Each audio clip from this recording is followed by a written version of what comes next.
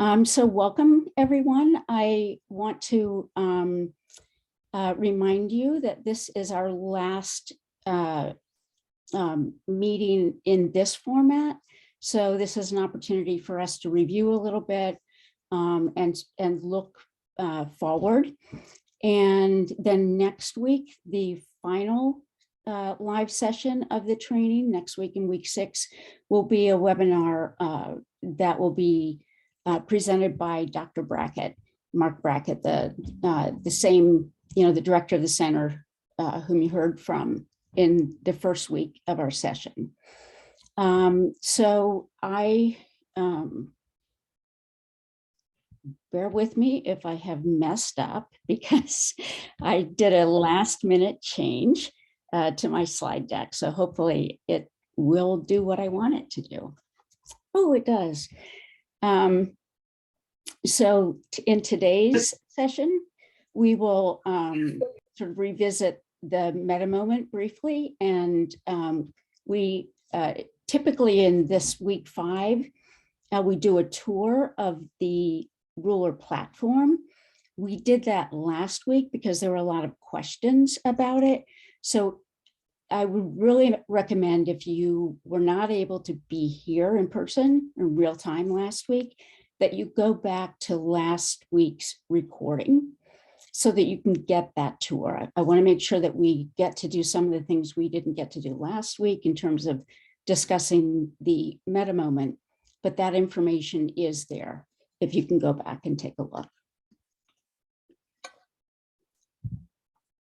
So we will sort of wrap up the meta moment. We'll take a closer look at the blueprint and some of the key points. We'll touch on some questions about Ruler and diversity, equity, and inclusion. Those kinds of questions have come up, and we want to make sure that you have information help you both implement Ruler with an awareness for cultural responsiveness and making sure that everyone feels that they are part of the process, that they that they're included in the process.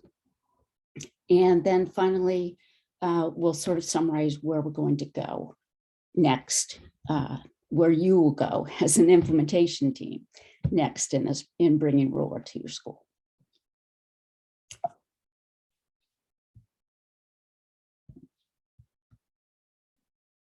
So the first thing I'd like to do as we get started is to do a mood meter check-in.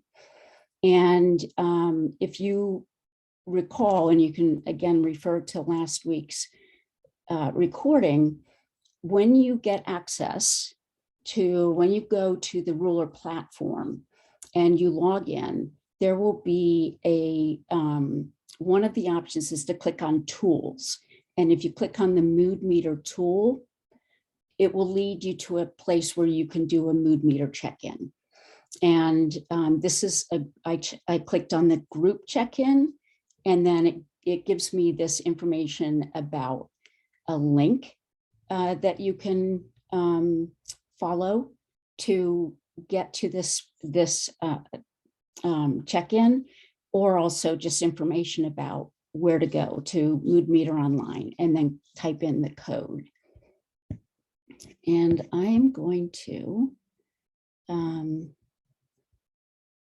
type into the chat the link. I already did that. It's already there. We did it already. Thank you. Yep. So if you can follow that link and plot yourself on the mood meter. So, are you in that sort of high energy, unpleasant red place? Are you, maybe in that not really pleasant space, but lower energy?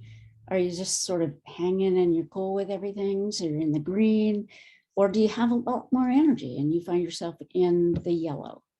So take a minute now and go to that link and plot yourself. And we'll see those plots emerge on the, oh, I need to get to the right. There we go. So people's plots are showing up.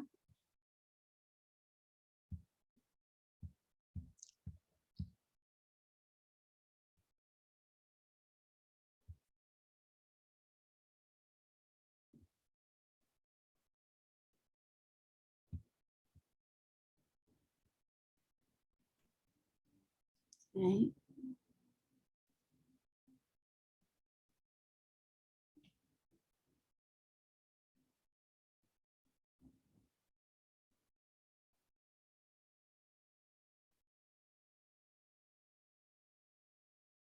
All right. I don't see any more new ones coming in.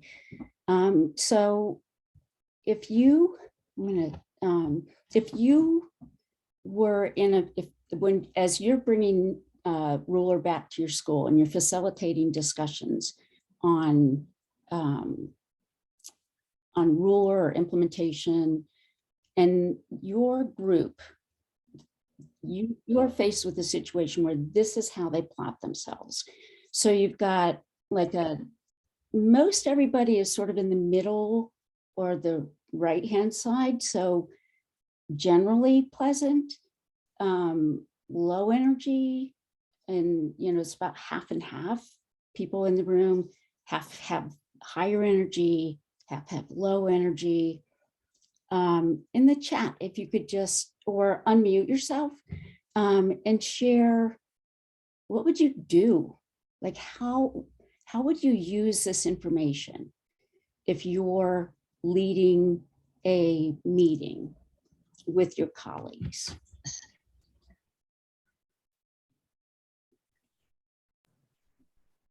Hi, how are you?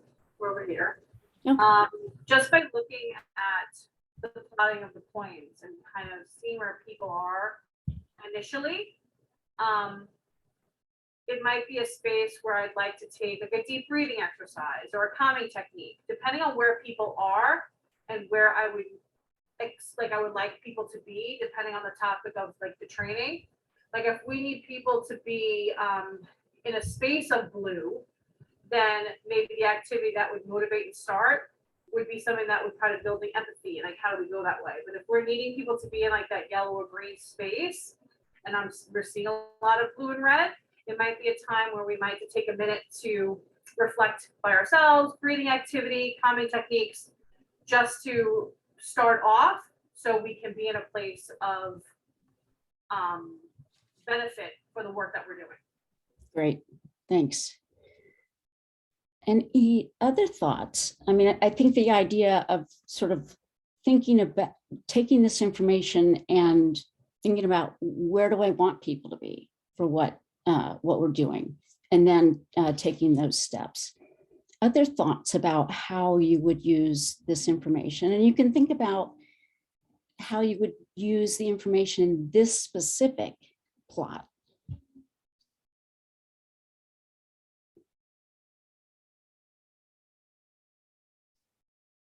You can enter in the chat or just take your microphone off.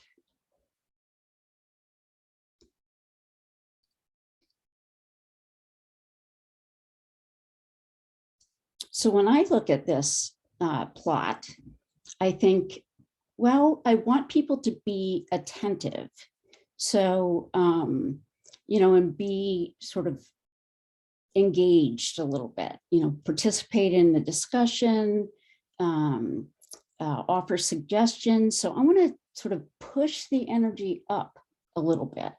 So depending on where you are in your setting, you can do different things. Like for me, it might be, doing a little dance, or it might be telling a joke, or it might be doing a sort of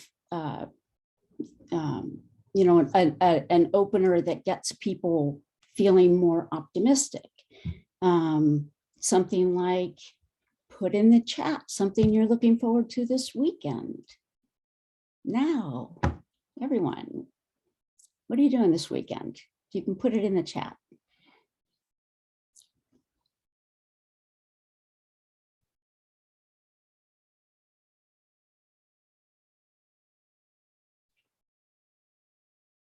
Staying home. What are you going to do at home, Anne Marie? Like gearing up for the snowstorm, right? Resting. Supposed to celebrate my dad's birthday, but not because of the snow.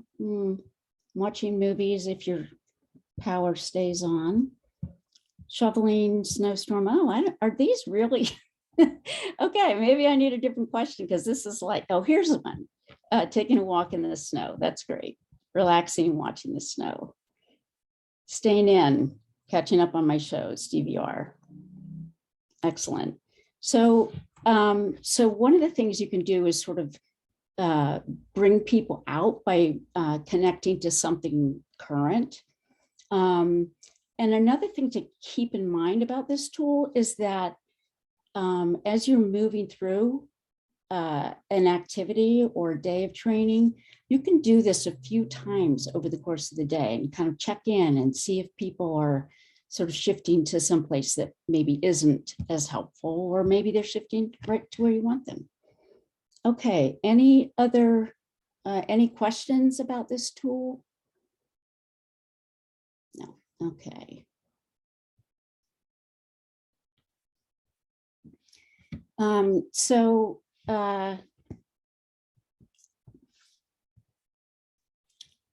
Just sort of doing a quick review on the meta moment. We talked about best self. We talked about pausing. And I just want to say a couple of things about best self is that best self is really, it's aspirational and it's situational. And so what do I mean by that? It's like we have this concept of best self and it's who we really want to be. We might not succeed every time, and that's okay.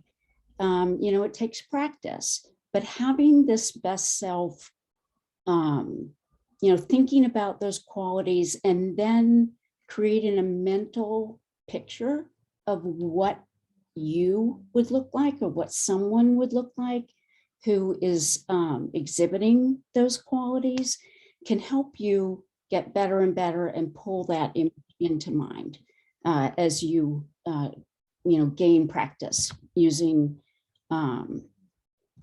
using the meta moment.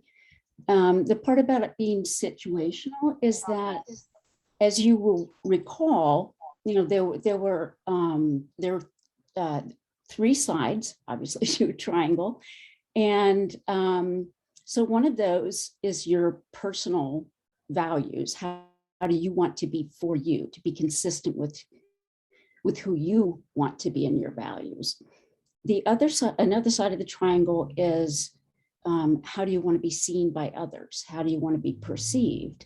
But the bottom part of that triangle, the goals, is really kind of the part of it that sets the situation. You know, what are your goals in that situation? What is your role? So your best self in different situations is likely to be very different. So when you're thinking about this, maybe you need to have a couple of mental images, a couple of those people that you can call to mind quickly. It's also important to recognize that in some ways it can be a privilege to be able to be your best self. You know, there are situations where if you had more control, or if the situation were different, you could embody these characteristics. But sometimes I like to think of it as we want to, you know, you can't always be your best self. Sometimes you have to be your safe self. If you're in a dangerous situation, maybe you're not patient, or maybe you're not open. So that's, I just wanted to sort of touch on those. And then the strategize and act, again, that part of the meta moment is about doing what, addressing the situation in a way that you will be sort of pleased with the way you behaved? Did you respond in ways that were consistent with your best self? And it doesn't mean that the situation is going to turn out the way that is not always going to turn out the way you want it to. Things can just go terribly wrong. But if you have behaved in ways that you can be proud of, that you don't regret afterward, that's really about what the strategizing and acting is about. Any questions about the big picture there? So I'd like to take a few minutes, and I'm trying to, how many of us are in the room at the moment? 19. So I would like to take, sort of dig a little deeper into the strategies and think about how we can regulate in those situations and beyond those situations. Developing these regulation skills is really that's kind of like the I don't know, the master skill of the ruler skills. So what I'd like to do is break us up into, I'll do 4. Why don't we do 3 breakout sessions? So in your breakout rooms, if you first make a list of as many unhelpful strategies as you can think of. And these can be strategies that, you find yourself using or reverting to, or that you've seen other people use.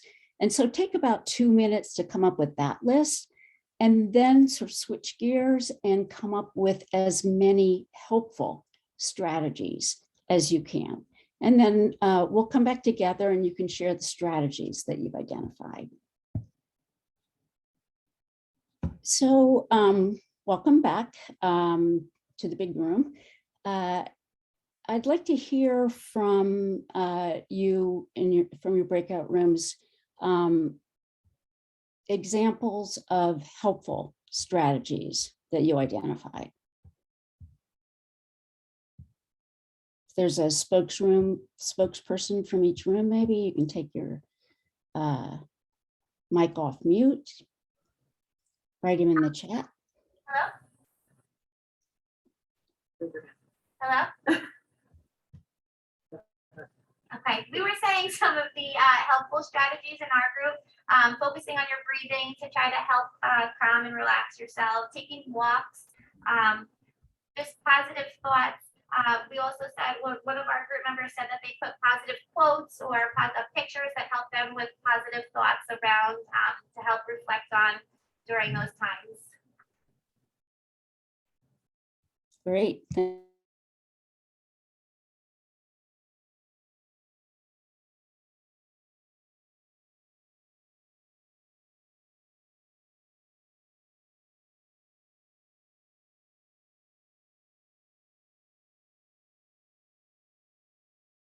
Things to ourselves.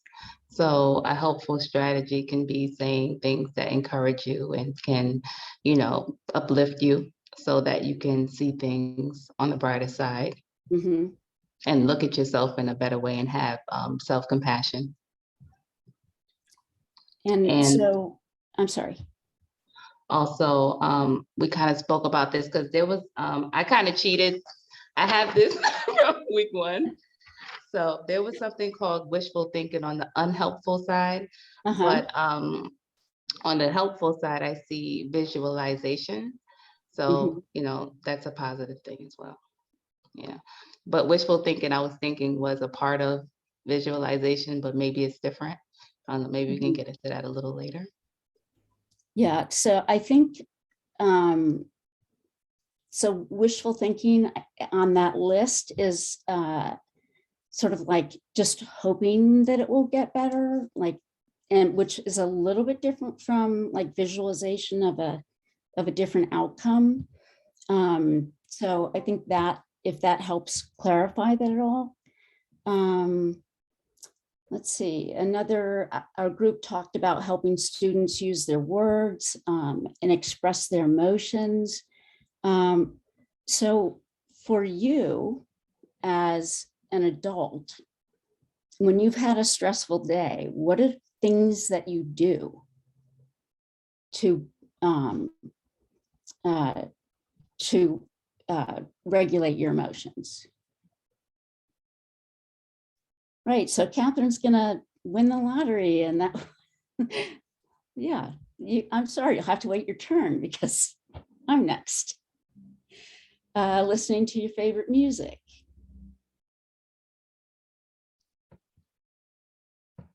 Anybody have a glass of wine sometimes in the evening to regulate emotions, or maybe binge watch a show? People might play video games.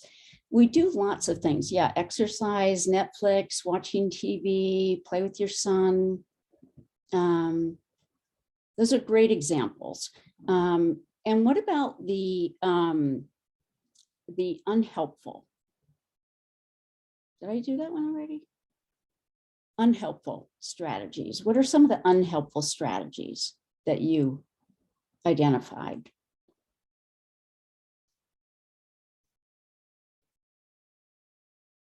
You can take yourself off mute or write it in. Pick a fight with my husband for something stupid.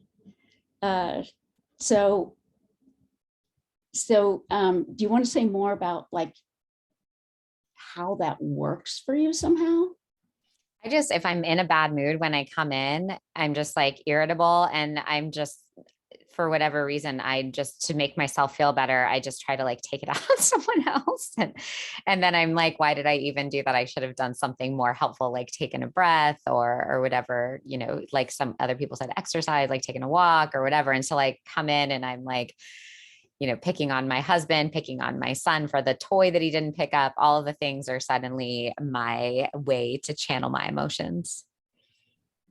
I think that's a good example of, and sort of brings up the topic of why we talk about these things as being helpful and unhelpful versus using language of saying effective and ineffective. Because in Nikki's example, picking a fight over a stupid thing relieves some of it, helps regulate the emotion. So it's effective, but it's not really helpful. Let's see, Anne-Marie, is it Anne-Marie or Anne-Mary? Sorry. Sometimes I find asking students with speech delays or other deficits to use their words might not be the best strategy for them. For specific students, giving them a choice and individualized strategies can help. All right, so looking at the situation and assessing what is the strategy that's going to be best in that situation. So here's a list of strategies that are helpful strategies. So positive self-talk was one that came up just now. Positive reappraisal, acceptance, visualization, humor, and action strategies are things like good habits, social support, and so on.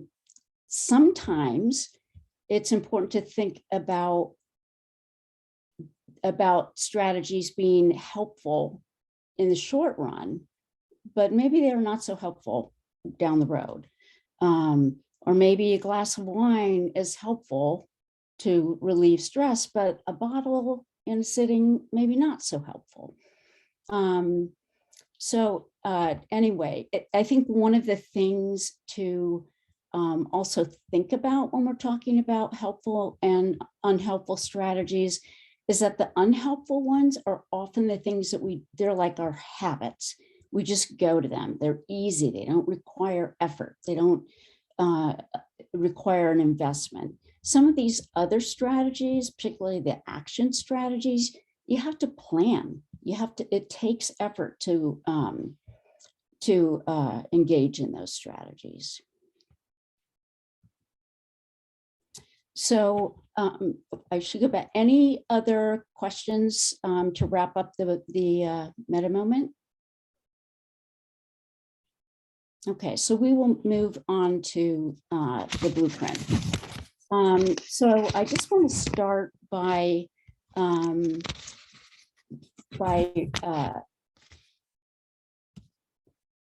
reminding you all of the purpose of the blueprint. The blueprint is it's designed to restore relationships and community. And so it's there's a reason why it comes last.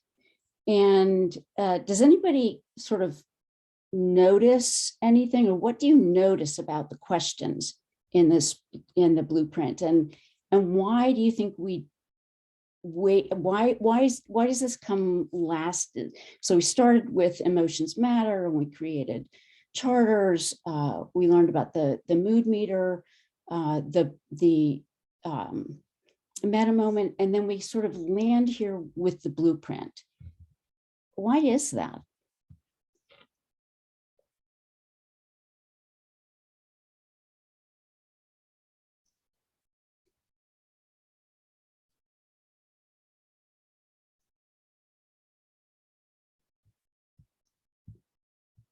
It's been a while since I was in the classroom, but I still have my wait time thing down. You know, I can wait. Anybody want to share?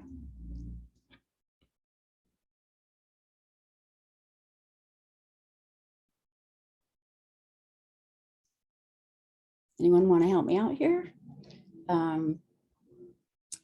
Okay, here we go. The blueprint involves elements of the other topics we've discussed, right?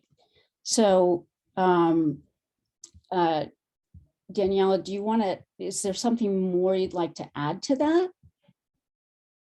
I mean, it builds off of, I don't think you could do this if you didn't first introduce moods, and if you didn't first introduce meta moments. Like, those are kind of prerequisites for something like this to work. And it uses the same language as some of the other things we've talked about before. Yeah, that's great. Thank you. I think that your point about like, this doesn't work if you don't have the other things in place. Remember, the blueprint is about community. So the blueprint isn't really for those moments when you bump into someone in the grocery store where you don't have a relationship, you're not in community. And so the blueprint works when you have sort of when you've provided opportunities for your classroom, your school, your faculty to create this community. And you do that by developing your ruler skills, by creating a charter that fits with your school's needs and culture. You do it by learning to take meta moments so that you're creating this community. So when there are these rifts and conflicts, you can rely on all of those skills and all of those experiences to make this work and to make it relevant. If you look at the questions, you'll see that they really map onto the ruler skills. So the first, how did you feel, is about recognizing and labeling. And how do you feel? How do you think the other person felt? Again, recognizing emotions in others, finding the right word, and so on. So what caused the feelings?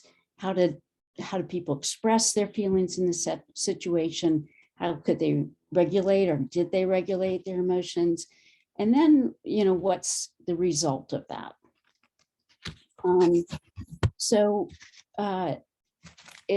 A lot of you, when you were talking in your comments on the learning or the training portal, talked about the similarities with mediation processes that you already have in place.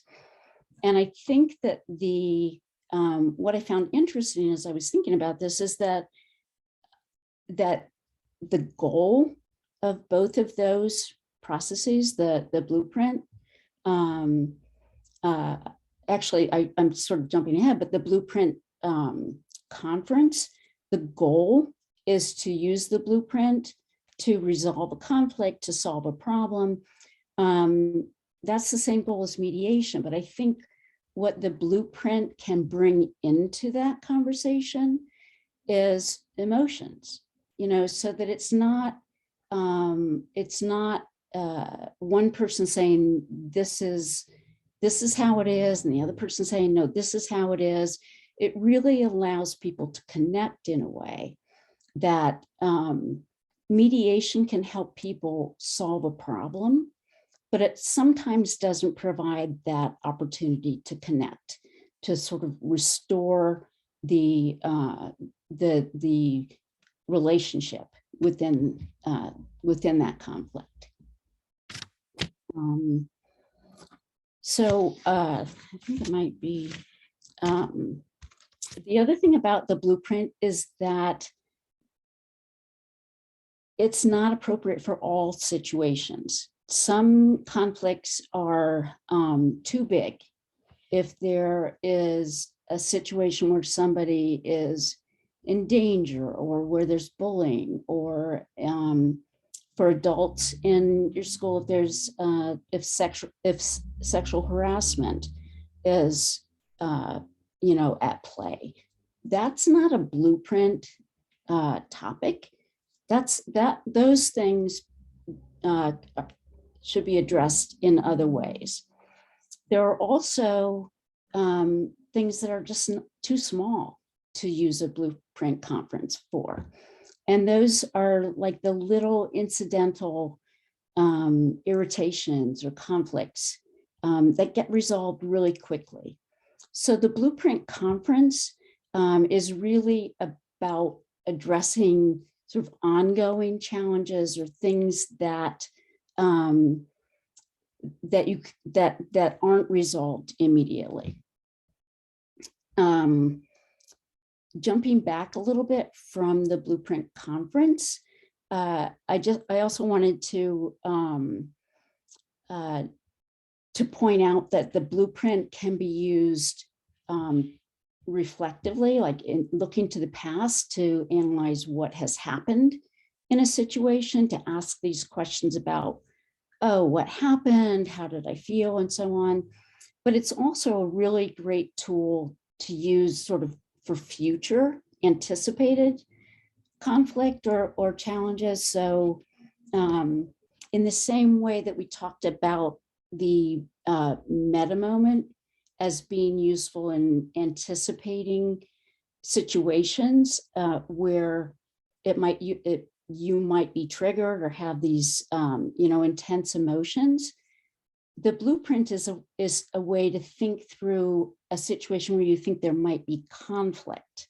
You probably need to use your meta moment in the blueprint process too, but so to think about, okay, I'm anticipating a conflict over scheduling, say, what might the other people in this conversation be feeling?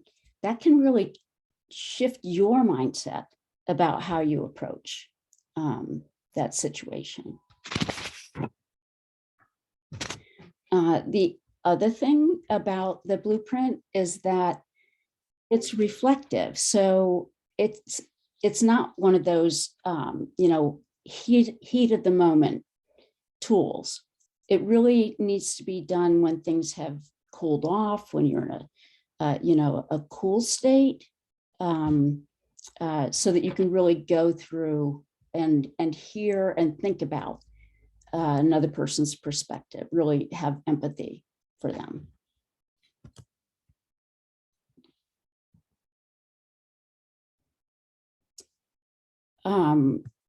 How many of you use some kind of restorative practice in your in your schools.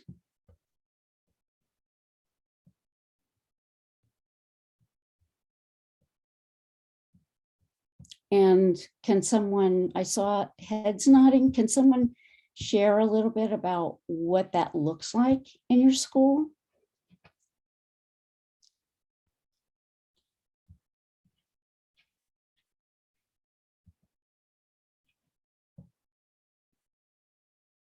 Okay. So Nikki has just put in the chat that just a reminder that in next week's live session, Nikki, were you saying that there will be a tour of the platform? No, What it is just- that? It Oh, it autocorrected was a when I put typo. Got Thursday. it. Yeah, just a couple people Okay. said, hey, All right. and behind the scenes, they asked me when the closing webinar was. So I thought I would just put it in there for everyone. Sorry to disrupt the Thanks. flow. Thanks. So there's a comment in the chat. When there is an issue with scholars, we have a mediation meeting to resolve the issues they are having. We talk it out. And Dr. Lyle, is there, do you see the blueprint as being something that that you can draw on for those mediations?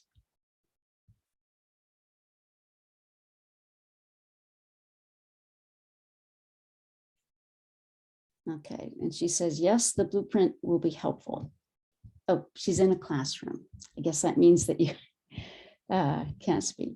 When students are willing, we run Restorative Circle for students to discuss perspectives with a school counselor, social worker, or psychologist. So on this continuum, there's the sort of, affective statements. Those are like the I statements. And then these community circles that Kalia was talking about to discuss perspectives and so on. The Blueprint Conference is a more structured and formal way to address a conflict. And this illustration sort of shows these as being sort of distinct things, but obviously it's sort of a continuum and there's sort of overlap. And Anne-Marie says, we usually have some type of informal restorative practices in our classroom, and they usually occur after lunch and recess where a lot of incidents happen. Don't follow any real structure or script. So the blueprint would be helpful. Yeah, and that's great. And it kind of points out this, your observation about there are certain times of the day that when you see those patterns, you can sort of anticipate that those might be times when you want to do a blueprint conference. So again, just to reiterate, some conflicts are too small, some are too big. It's important to designate a facilitator or facilitators for blueprint conferences, and a lot of teachers or principals will, or other adults can serve this function. High school students, when they can sometimes take on that role, but it's important for that person to understand the blueprint conference well. Because if they're facilitating, they don't really get it, they don't understand the point of perspective taking, or the importance of going through the entire process, not leaving it there. The conference will be more successful if the facilitator is really familiar with it. Let's see, there's a comment again. We have 2 teacher assistants in the room, so we'll help to have them on board. Yeah, so again, that's the importance of having them really understand the blueprint. And then there's also the issue of whether the Blueprint conference is developmentally appropriate. So you probably aren't going to conference with the kindergartners, you know, and you can adapt the ways you do it, like handing to teachers the blueprint and asking them to write it out.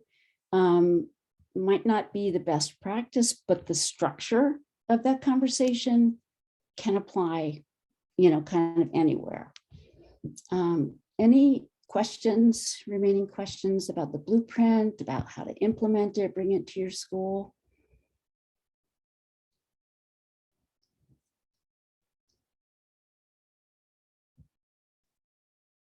Yeah, thank you for that. That you have to have community, you know, that exactly. If you don't have community, there's nothing to restore. That's the comments in the chat are I like the emphasis on having community first. Otherwise, there's nothing to restore, right?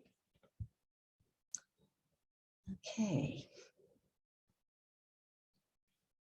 So I want to just take just a minute to talk about, let's see, where are we with time?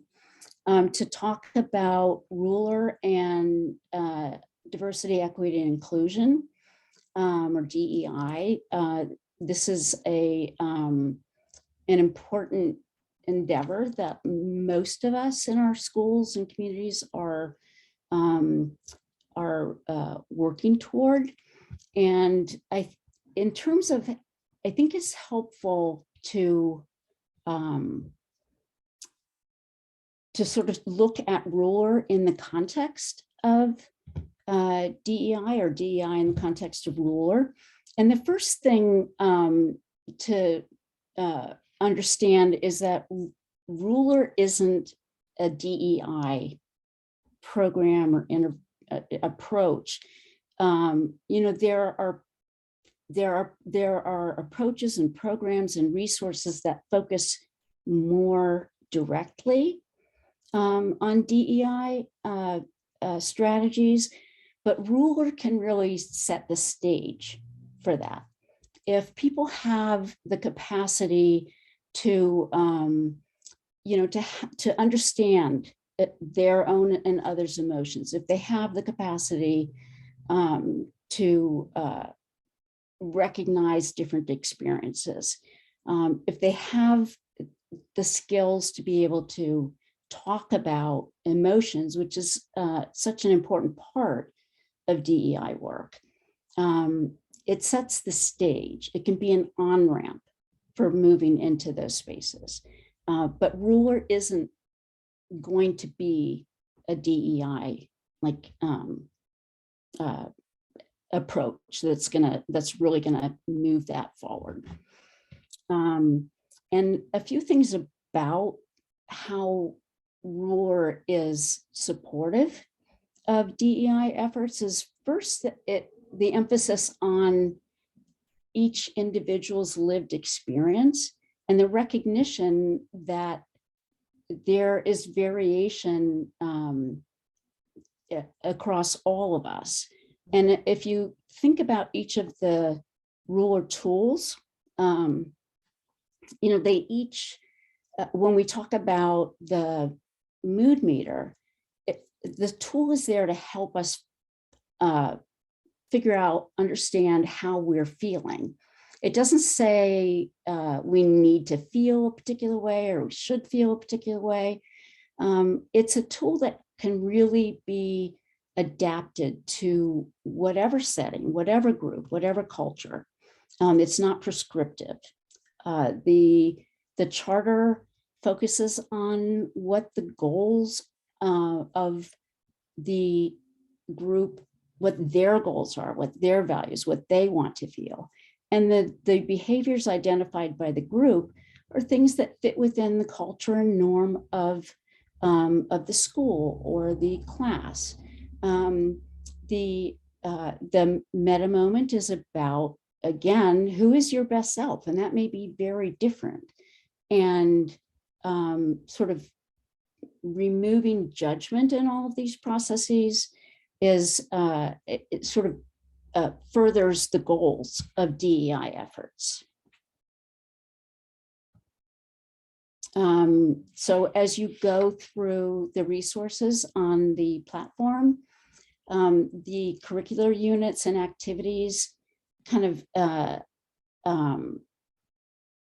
emphasize similarities and differences, so that the discussion is, it happens, it exists, it's part of the process. And there's a lot of opportunity within those lessons to make, to adapt the lessons to your school or your goals.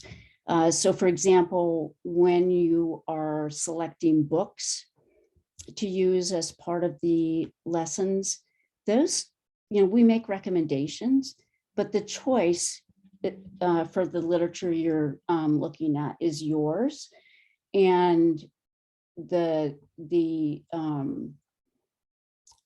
sort of the benefit of using the ruler tools and skills in looking at those is it provides a structure and a language, and it helps build those schools or those skills regardless of what the book is. So let's see, a couple of questions. One, will we have access to mood meters that are in languages other than English? Yes. Nikki, I know that can you say which languages are currently on the platform? Yeah, so right now we have all of our families materials in Spanish, and we have a couple of them in different languages that schools have provided to us, just kind of random. We have a couple of things in Mandarin. We have a couple of things in, I think, Haitian Creole. And then we are working on a plan to get more things translated. We're about halfway through the rest of our content. Spanish is the #1 language that schools request. So we're working on that first because of the high volume of schools that have asked for things in Spanish. And then we have a list of other languages that schools have requested, including American Sign Language. And we're sort of working through getting funding and getting some of those translations done. So right now, Spanish, and we have our posters in Spanish. Most of our materials that are facing families and students are in Spanish right now. So does that answer your question, Mary? Okay, great, thanks. And Catherine has pointed out that the mood meter posters can be downloaded from the Ruler online platform. Okay, we are approaching our time. Just to kind of wrap up, in the training portal, there you'll have access to the implementation planning guide, and that sort of gives you a step-by-step on pretty much everything you need to take it things to the next level. So it will tell you how to add people add your staff onto the platform. It'll guide you through the order of introduction. It will give instructions so that people know how to log on and so on. I think one of the things that as you move forward that would be helpful to think about is who else might you need on your implementation team to make sure that when you move forward, you get the different perspectives, somebody who is, most teams have somebody who is focused on, a counselor or a social worker who's focused on, mental well-being. There are people who on the team often who are focused on how Ruler can fit in the curriculum, having someone at the table who is either a parent or is involved in parent outreach and parent relations, sort of look at who's on your team now, think about who else you can bring on board. And then when you go through the steps in the implementation planning guide, you'll move to a more holistic, maybe more effective plan. Okay, another question, does this take the place of other social emotional curricula that we have? Can you say what you are currently using? Hi. So at our school, we use Stanford Harmony. I'm sorry, you used what? Stanford Harmony curriculum. Okay, So that's actually very time consuming too. So I'm not sure if this is like a supplement to that curriculum. Can it coexist or is it one or the other? I think in terms of Sanford Harmony, because I think what Ruler does is it creates a common language, and it creates so all of the tools can be used as part of what we call core routines that are sort of implemented, over time. I think Sanford Harmony is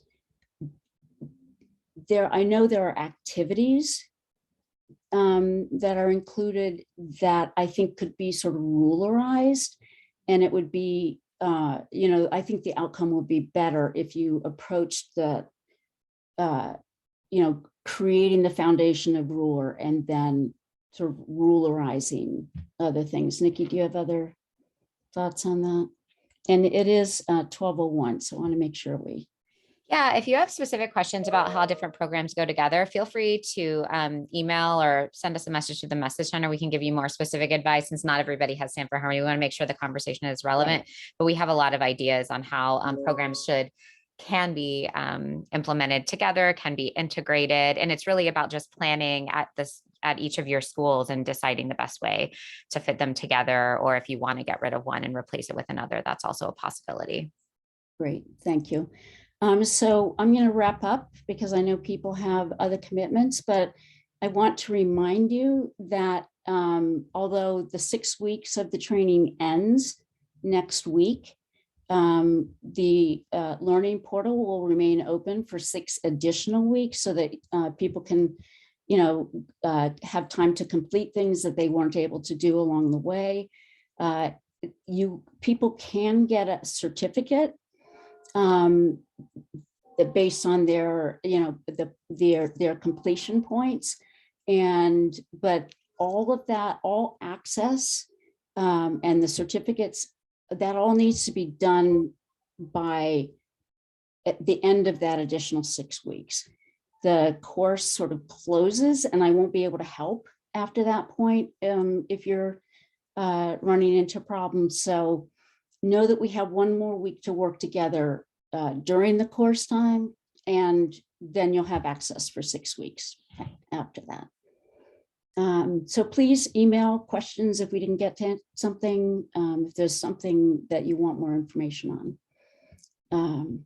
So thank you all for attending, and I'll look forward to connecting in asynchronous time over the next week. All right, take care, everyone.